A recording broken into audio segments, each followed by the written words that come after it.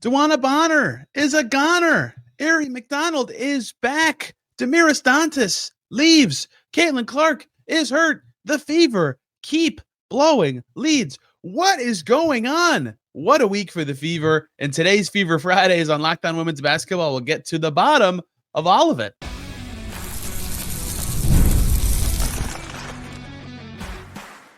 You are Locked On Women's Basketball, your daily podcast on women's basketball. Part of the Locked On Podcast Network, your team every day. What's up, everybody? Happy Friday and welcome to Locked On Women's Basketball, where you can get the latest and greatest from around the world of women's basketball every single day right here on the Locked On Podcast Network. Thanks for making Locked On Women's Basketball your first listen every single day. Today's episode is brought to you by Game Time. Download the app, create an account, use the code LOCKEDONNBA for $20 off your first purchase. I'm Tony East. I cover the Indiana Fever for the Next, and it's Friday. It's Fever Fridays, as we're doing now on Locked On Women's Basketball. This is week 2 of the operation. Last week, we dove into the Fever clinching a spot in the Commissioner's Cup championship game and officiating, and some reasons I was a little bullish on the Fever bouncing back to some extent. And for 3/4 of the last 4 games that they've played, they've bounced back. In the fourth quarter of all those games, they have looked quite bad. We'll talk about that in the third segment today. But before that, what a dramatic, headline-filled week for this Fever team. Their roster is changing. Players are coming and going for various reasons. And Caitlin Clark is hurt once again. It is about 2 a.m. They finished playing the Sparks a couple hours ago. I was at that game. Another blown lead that we'll talk about, but Clark did not play with a groin injury this time, adding to the list for her this season. We'll get to that in the second segment, but we lead with all the transactional stuff. Whew, what is happening? So here is the deets, or what we know. So DeWanna Bonner signs with the Fever in the offseason. 1-year deal. It's unprotected. Seems like a big deal. An all-star from last year, kind of fits well with the team. Good defender, adds a little pop on offense at a needed position. And it just, basketball-wise, never gelled at all, right? Bonner wasn't playing very well, and then she kind of played well when Caitlin Clark was out, but not really. But she was off the bench the whole time because Lexi Hall was just playing better. And it was never really a fit. It was very clear that this up-tempo style the Fever hoped to and should be playing didn't really suit Bonner's game, and it was only slightly, it's not that much different from Connecticut last year, but it just wasn't working right, and Bonner did not want to be around anymore. And that was very clear from the press release, where Bonner provided comments after being released by the Fever on Tuesday or Wednesday. I cannot remember. Pardon me for that. But wild that this is how it shakes out. Obviously not great for the Fever. Bonner was away for a while for personal reasons. The team kept citing it as day-to-day, and then they decided to waiver. We talked to Amber Cox, the GM, this morning about it, so I can give you my own opinions on it. I think it's a tough situation, obviously. It's hard. People ask a lot about why did they trade her. It's hard to find trades this early in the season, especially with Bonner not playing particularly well for the team. And at the point of the Fever making this trade, it honestly might make more sense for them to just get a roster spot and get some financial savings, because they can add some players, which they already added one in Aari McDonald. So instead of me answering all your questions about it, let's have General Manager Amber Cox do it at shoot around on Thursday morning. Starting with DeWanna, I know there was already a lot of this put out in your press release, but do you kind of detail? I think she talked about how it didn't exactly go how she wanted in that. What exactly that entailed for you guys and her? Yeah, I mean, obviously DeWanna's a Hall of Famer, future Hall of Famer, one of the best that's ever played our game. We were really excited when she decided to come here in the off season, and as we got into the season, she just expressed that she didn't feel like it was a good fit for her. We talked through that. We had conversations. Obviously, we made some adjustments to lineup, some of the things we were doing. And we just couldn't get it to a place where, it felt good for her. And, so as we got further along in the process, we explored trade options. And then just, it's pretty early in the season, given the level of DeWanna's contract, we just couldn't find something suitable. So at the end of the day, we respect her status as a veteran in this league. We had the opportunity to bring Aari back around the timing with the 10-day wait period. So we just felt like it was best for all parties to part ways. Wish her nothing but the best. Sorry it didn't work out, but we move on, and we're excited about the team that we have on the court. And The decision to have her not be with you guys was listed as personal reasons. Was that a team decision or was that a Bonner thing? Both? How exactly would you I think characterize as we that? were going through the process, it just felt better for her to step away, again, as we were sorting through what it was going to look like, if it could be a return, exploring a trade. Again, it wasn't a decision that any of us made lightly. So it was a lot of conversations. And again, as we got into that process of exploring a trade, and we knew it likely was not going to be something that was going to last the duration of the season, we gave her that opportunity to step away. Just what did you like about Aari, Aari in those 3 games she was on a hardship contract, and why did you want to bring her back? I mean, the energy, obviously what she brings on the defensive end. I think her first game with us, she had 2, maybe 3 charges, took 2 or 3 charges there. So just brings great pace in what she's able to do offensively. Love the fact that when we brought her in for the hardship, the time that she spent preparing for that first game with us, looking at film with the coaching staff. And then again, you have a player who expresses the desire to be here. We had to release her post hardship or after the hardship. She had other opportunities, I'm sure, to go other places, but really wanted to be back here. So it felt like a really good fit for her, for us as well. So we're excited to bring her back into the mix, get her more integrated. Obviously, it was a short window, just 3 games there. So now to have her for the rest of the season, we're excited to see what she can do. And again, she just brings great energy on both ends of the floor for us. And you've had a roster spot available, and then now you have the cap space to potentially sign someone. Are you aiming to sign a 12th player sometime soon? Yeah, we'll do that. Obviously this has all come together pretty quickly. We want to do our due diligence and make sure we're doing all that we can to add the right person, the right player, what we need. I mean, we've got some interesting dynamics going on right now with Aari just coming in, with Damiris leaving for a few games.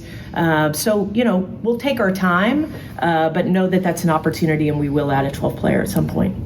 With all the distractions, do you think the players can focus and move forward? Oh, 100%. We're focused on the people who are on the court every single night. Obviously, to go and pick up that big win in Seattle gave us a lot of momentum. And you can see, again, with Aari coming in, the last time she fit in really seamlessly into what we do. So we're excited. We're excited about the roster that we have. We're excited about Aaliyah Boston's playing incredible right now, Kelsey Mitchell. So there's a lot of things to be excited about as we continue through the season. We've had some adversity here, but I believe strength is built through that. The team is becoming more and more galvanized as we've gone through some of these early tests with injuries and various things we face. So excited to face LA tonight and go to Dallas tomorrow. You mentioned exploring trades with Bonner a little bit, to the extent that you can get into that. I know W trades are so hard mid-season. Was it just that hurdle of cap hurdles in the way? Why do you feel like it was impossible for them to actually materialize? Think it was early, right? It's early in the season. We were talking 9-10 games in. And so, again, a player at the level of DeWanna's stature and her contract usually requires an equal trade. That's very difficult, especially it's difficult anytime, but really difficult early in the season. So again, we just felt like based on where we were, and again, the opportunity to bring Aari back, and again, just wanting to respect DeWanna's veteran status, we thought parting ways and waiving her was the best way to go.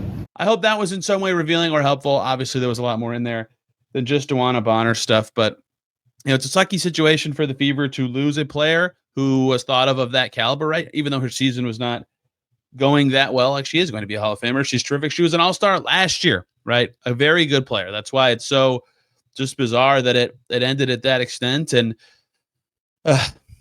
alas, it is over. The DeWanna Bonner time with the Fever is over. Once she clears waiver, she could sign, in theory, somewhere else. There's been some reporting that Phoenix and Atlanta are high on her list. With that in mind, though, she was on a large contract, and by waiving her, the Fever opened enough cap space money to sign 2 players potentially. They've already signed one. Aari McDonald is back. She was great for the Fever on a hardship earlier this season. She's back now on a permanent deal. I can't wait to see her and Clark play together. That has not happened yet, but here is what they said, or excuse me, what McDonald said about returning to the Fever also from Thursday morning shoot around. Can you take me through your emotions of being back after having to go away required for 10 days from this team, at least? Surreal. Kind of, it feels weird. I feel like I was just here, but nah, it feels amazing to be back. I feel like I've been part of the team since the beginning, but nah, it's a blessing to be back and everybody, embracing me, and just I'm excited to play tonight. They've all gushed about your fit here. Do you feel like you fit here better or the same as other places you've been before in your career? What makes you feel like you've been able to play yourself in so quickly? I definitely think I'm a perfect fit here. Just the style of play, the pace, wanting to get paint touches and just, play through the bigs and stuff like that, and just the guard play. I think that I fit here, and I'm easy to plug in and just play with anybody. Amber said that she expressed to you when they had to release you that they wanted to bring you back. Just what did that feel like, knowing they wanted to bring you back, and did you have any other interest from other teams kind of in this 10-day period? Yeah, Amber and I had, multiple talks, just possibly about me coming back, and I was interested, but I did want to go through the process. There were a couple other teams interested, and I was just upfront with Amber. I'm like, hey, of course, I would love to be here, but I'm going to explore, just see what the other teams are talking about. But, in the back of my mind, I just knew this is the place to be. Did you take anything away from that first stint that was like, okay, I really would like to do this again or still be here, and now that it's back, it's clicking for you?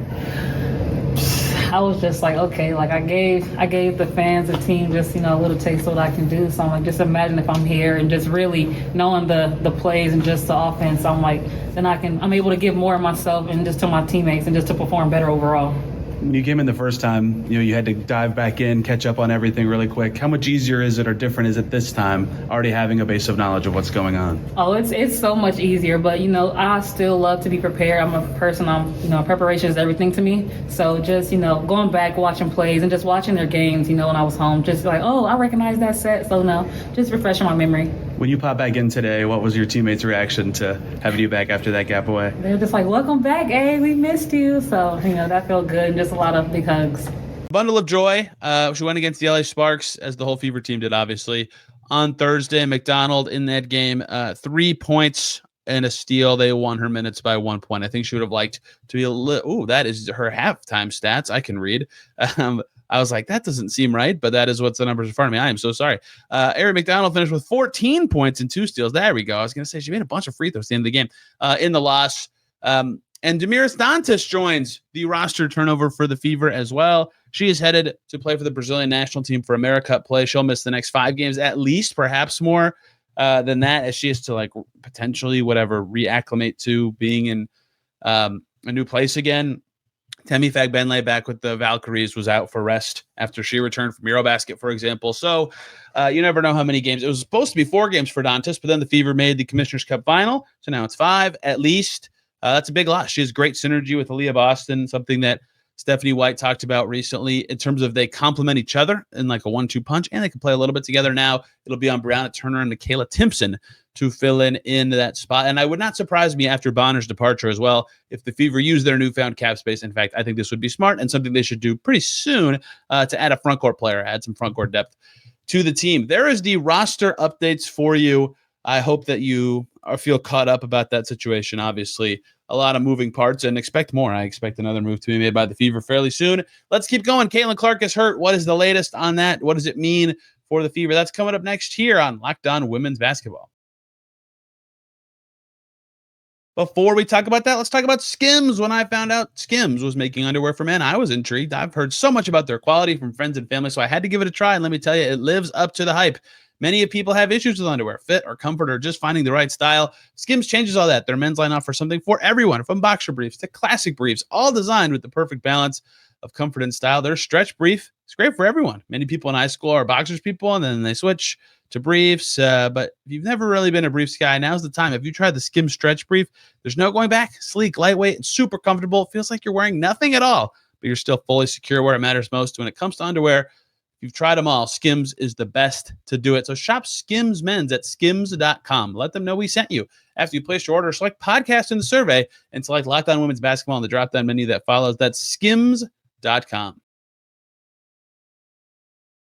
Back here on Locked On Women's Basketball on Fever Fridays. Thanks for tuning in, everybody, and making us your first listen on the Locked On Podcast Network, your team every day. A lot went on in the NBA this week with the NBA draft. Locked On NBA will have the latest on that. If you have any interest in the men's basketball side, if you don't want to have a second listen there, pop on over to the Next, where you can hear and read our lovely reporting. I forgot to change my headline on here to the Next, but that is where you can read all about the land of women's basketball, including my reporting on all these transactions you're hearing today. Caitlin Clark found out, we did, on Thursday morning, that she has a groin injury. We got to the Gainbridge Fieldhouse for shoot around, see what the team's up to, hear from decision makers, etc.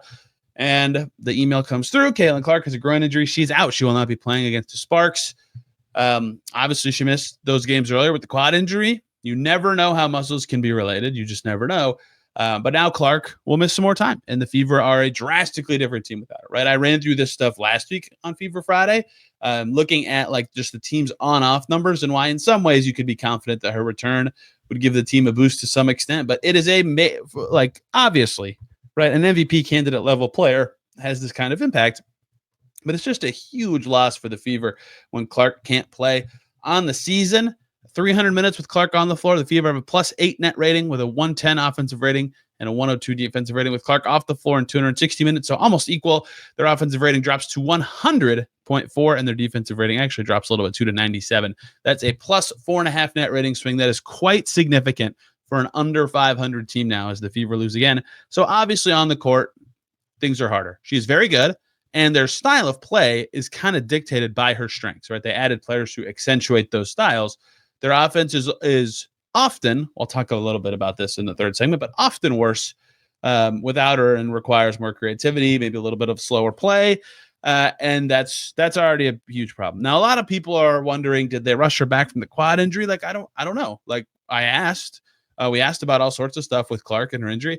I would assume, Lucas Seehofer, who PhD PT, said on Bluesky that they're not necessarily related injuries, right? The way those muscles work, you can obviously read more from him. I don't know human anatomy nearly as well as a PhD would, but I think that it's just an injury that's bothering Clark. And I think it was clear watching that Seattle game on Tuesday that something was up. Obviously, she didn't play well, but there was a play with about 45 seconds to go where she was in the game, and I can't remember if she got fouled or what the deal was. It was pretty close to half court, and she kind of lost the ball and went down.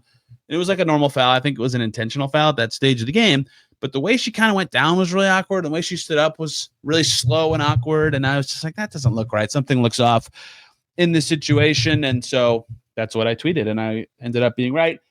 We learned that she had an MRI on Wednesday after a little bit of reporting from her of an issue. And it determined there's a groin issue. Stephanie White, who we were talking to about it, did not know the exact specifics of what the injury is, said the training staff does. A lot of people who heard that were like, that's really weird. She should know about that. One, I think there's a lot of obfuscation when it comes to sharing details of injuries with media members. But two, this happens all the time where coaches don't know the exact specifics. Like listen to Becky Hammond, or I cover the Pacers, like even NBA coaches do this all the time, right? So I don't think that her answers were weird or abnormal for a coach to describe an injury in any way. But we don't have a ton of clarity on specifically what the groin injury is. It was described as day-to-day to us, but you're hearing a lot from me. Why don't you hear it from Fever head coach Stephanie White as well? With Caitlin, when did you guys find out about this groin injury, and how much of an absence do you expect from her beyond today? Yeah, late last night. I think it's very much a day-to-day thing, how she responds to treatment. I stay in my lane and let our strength and conditioning and our physical, our AT staff do what they do best. But yeah, I found out late last night, and then we'll treat it day to day. Back-to-back a factor at all with that? I mean, I don't know if it's a factor from a physical standpoint, from an athletic training standpoint. Certainly in my mind, it is. But at the same time, C's shown that she's tough and she's a quick healer. So we'll see. Was it something she reported yesterday, like pain in the left groin? It had to have been at some point during the day because they took her out yesterday, for the MRI. So I'm not exactly sure. I didn't hear about it until we heard from our training staff last night. And with the MRI, did it show a strain or anything? Or I don't. You'll have to ask our training staff. Yeah, I stay in my lane. So I asked later, after we heard that the only part of this that you didn't hear in the video, I asked later if Clark reported any pain during the games they played on their road trip, because she did not play particularly well. in Golden State or Vegas or Seattle. Stephanie White said no, right? So it might just truly be a slump. That's what Lexi Hall said after the Seattle game, is she will get out of it. She will shoot through it. And I agree. Caitlin Clark has done that before. She came out of her quad injury looking quite good. So we will see where this heads, right? Without a clear timeline or any clear knowledge of what the injury is, it's hard to say how long this absence will be. The Fever play again tonight, Friday night in Dallas. I mean, look, maybe they're being precautious with a big road game coming up, but usually players don't miss one game of a back-to-back and play in the other. They don't have another game after this till Tuesday next week. Like, that's potentially as much as a week off for Clark. We saw her with athletic wear, during and before the game. Like, I wonder how long this will be. My guess, let me be clear, guess is that she will not play Friday night, and then there's a chance that she returns next week. But that is just a guess. I have no idea what the injury is or what the severity is. Anyone guessing a timeline is being disingenuous. They don't know. They just Googled groin injury and picked a random one and said, this must be it. No, it could be any sort of things. But that is what we know about Clark's injury now. The only thing I'm kind of curious about when it comes to her injuries, right, after not missing games for so long, is, it was so routine for her growing up that I presume her high school seasons and whatever AAU seasons and, had a little more gaps between them. And then her college seasons were obviously very rhythmically in the fall, into the winter, and kind of the spring, because they went very long because her team was very good. So her body had that kind of rhythm. And then she enters the W, and immediately that kind of rhythm gets broken up because they go from college to the pros. I don't think that's specifically why she's hurt. I wonder, I don't know this, I wonder if going from college season straight to WNBA season and then following that up with a ton of time off, which she should have had, to be clear. I'm not faulting Caitlin Clark for having time off at all. I wonder about how that all impacted her body, because she obviously worked out in the offseason, added muscle, added strength, whatever. It's not like she was doing literally nothing, but I wonder how the rhythm of that part of, her journey in basketball impacted her. But that is all completely me wondering and guessing. That is no reporting at all. All the reporting you heard was at the beginning, and then hearing Stephanie White talk. That is the latest on Caitlin Clark. A couple more things to get to from Feverland. They blew another lead. Painful ball going on for them right now. They've got to figure out these fourth quarters. You'll hear from Sophie Cunningham and Stephanie White on that to close out today's Locked On Women's Basketball. Before you hear about any of that, let me tell you about Game Time. Have you ever decided at the last minute to head to a ball game with friends or family? Maybe it's game day and you suddenly realize you want to be in the stands. That's exactly where Game Time comes in. It's the easiest way to grab last-minute tickets without the stress. With the money you save on tickets, you can splurge on food and drinks and merch, or even invite a bigger group to come with. Game Time makes it all possible. They make buying tickets fast and simple. Prices on the app actually go down closer to the first pitch you get. They've got incredible last-minute deals, clear seat views, and a lowest price guarantee that takes the worry out of buying. It's the official ticketing partner of Locked On MLB and makes it easy to browse the app for an exciting upcoming MLB game. And they also have last-minute tickets and zone deals, so you can have big savings for things like the upcoming FIFA Club World Cup. Seat views right before you buy, so you know exactly where you'll be. Take the guesswork out of buying tickets with Game Time. Download the app, create an account, use the code LOCKEDONNBA for $20 off your first purchase. Terms apply. Again, create an account and redeem the code LOCKEDONNBA for $20 off. Download Game Time today. Last-minute tickets, lowest price, guaranteed. Back here on Locked On Women's Basketball. Thanks for tuning in today, everybody. You can find Locked On Women's Basketball wherever you get podcasts and on YouTube. The greatest way to keep up with everything going on in women's basketball, with multiple shows, sometimes on days and most days of the week. The Fever lose again. Lose to the Sparks 85-75, and that score does a terrible job telling the story of the game. What does is the fourth quarter score of the game, which was 35-17 in favor of the Sparks. Oof. The first quarter of that game was fairly even. Fever were great in the second quarter and third quarters. They were up 10 early in the fourth, and they lost by 10. A mess, right? An absolute mess. And this is continuing a trend for the Fever where they have really struggled in fourth quarters of games.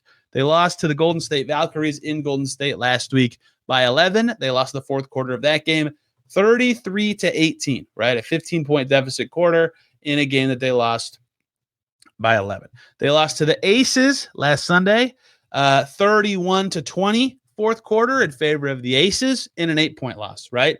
An 11-point quarter loss in an 8-point loss. They beat the Storm a couple days ago, and they played quite well in that game, and I'll talk more about that game in a second. But that game guess what? Poor fourth quarter. Once again, it actually got close-ish. 28-19 fourth quarter in favor of Seattle. The Fever had built up a big enough lead to hold on in that one. Their fourth quarters are getting concerning. They are not closing games well at all. That happened again against the Sparks. My God, was their defense pathetic. 35 points allowed in a quarter is a joke. They gave up 30 points in the first half. Their most conceded points in a quarter before the fourth was 20. And then in the fourth quarter, they gave up offensive rebound after offensive rebound. They fouled like crazy. They couldn't make a thing. Their offense was probably close to good enough. Their defense was just awful. Some tough shots obviously made. The Sparks have great players. Kelsey Plum closed very well. Stevens closed very well. But these fourth quarters have become a mess for the Fever. They don't have the required, I think, mental focus and oomph in these fourth quarters. I think it starts on the defensive end. I think they need to be better on that end of the floor to close these games. They get a little unserious. And, I liked Stephanie White's term that she said. She said she thinks a lot of the players are in gray areas on defense, like a little bit between two options that are good, but not doing actually what they're supposed to be doing, right? That's my own interpretation of what she means by gray areas. But their defense just looks desynced after, in this game, looking quite good, giving up only 50 total points through three quarters and then 35 in the fourth to blow another lead against a team that their record's better than. Without Clark, they're maybe not so much better than, but they should be beating them, and especially at home and not losing by 10. So what's going on in these fourth quarters? Let's not guess. Let's have Stephanie White and Sophie Cunningham tell us. Sophie, the last 4 games, you guys have had a fourth quarter lead slip out of your hands. Have you noticed a theme in those quarters of something you guys are doing wrong that's getting these games away from you? Man, I think we're trying to figure it out. You're right. We've had double-digit leads going into the fourth, and then we just let it slip. And so for us, we got to be better from top to bottom. We have to have better energy, better focus. And at the end of the day, like, we've shown that we can do it. It's all about consistency, and we're trying to give each other grace and patience. But at some point, you gotta dig in and say enough is enough. Tonight, fourth quarter, they had 35 points, I believe. What did you see defensively go wrong for you guys down the stretch? Man, I mean, they were running a play where little brush screen at the bottom. They're tall, we try to go small ball. But again, at some point we got to take ownership and say no, you know what I mean? And we just didn't do that. And we're going to be better from it. We're going to learn from it. It's going to make us tougher, but we have to flip that switch. It's getting to this part of the season where we can't just be like, hey, like next game, no, like we got to make the correction and do it quick. So the third time last 4 games you guys have double-digit second half lead, even fourth quarter, and can't close. What to you is there thematically that's gone on in these games that you guys haven't been able to finish? Yeah, I mean, I think that we haven't shown a killer instinct yet, and that's we have had a tendency to relax in those moments instead of, for lack of a better term, go for the kill. Right? We've had empty possessions where we've been too lax with the basketball and have either taken poor shots or not valued every opportunity we have to score. We've had breakdowns on the defensive end of the floor. It's moments of mental lapses or mental relaxation that you can't have in this league. Tonight specifically, they had 35 in just the fourth quarter. What did you see defensively break down in that period? Lack of communication. We had a lot of people in gray areas. Lack of discipline to our coverages. We just lack of physicality. I think they scored 3 times in a row in the same play, and there was zero communication. And just like any good team, you go back to it, right? You continue to go back to it. Fouling, undisciplined fouling. All of those things that we have to be better at. I mean, that's something that we struggled with throughout the course of the season is just the undisciplined fouling and putting teams to the free throw line. And then we had empty possessions offensively. We weren't organized always, turning the ball over at critical moments, not getting high percentage, high quality shots, allowing their physicality to affect us. Largely agree with those assessments. Fever needs some fight. Fever needs some pop. They're not playing particularly well. They've got to figure out how to close these fourth quarters because that Storm game was fantastic, right? 94 points scored without Clark. They only made 8 threes, but they were rolling. Aaliyah Boston was terrific at the rim. Kelsey Mitchell, 26-31 for Boston, a career high. They looked awesome that night.